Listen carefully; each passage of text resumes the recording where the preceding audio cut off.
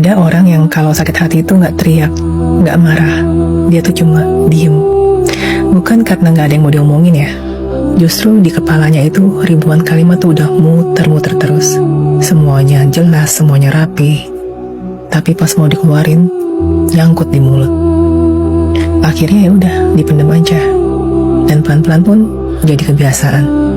Jadi kayak tombol otomatis. Ketika disakitin, ya tarik diri. Ketika dikecewain, ya diam. Sampai lama-lama orang lain pun salah paham. Dikiranya dia dingin, dikiranya dia nggak peduli. Padahal sebenarnya hati dia itu penuh dengan badai. Tapi badai itu nggak pernah dikasih izin untuk keluar. Dalam psikologi ini namanya emotional withdrawal. Cara tubuh buat bertahan, dan cara jiwa buat bilang, diam itu lebih aman loh daripada disalahpahami.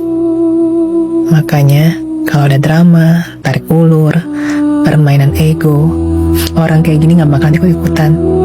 Bukan karena dia gak ngerasa, tapi karena udah terlalu capek.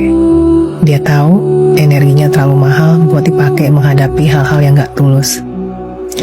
Dan lucunya, orang lain pasti bingung. Kok bisa sih dia segitu tenangnya ya? Kok bisa sih gak ribut? Padahal aslinya itu bukan tenang. Itu adalah luka yang udah dilatih menjadi hening. Dan yang bikin nyesek, orang kayak gini sering mikir, toh gak ada yang bakal bener-bener dengerin gue.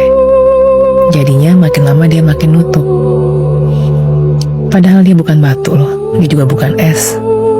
Dia cuma manusia yang pernah terlalu sering ngerasa salah, ngerasa gak dimengerti, sampai akhirnya dia percaya bahwa diam lebih aman.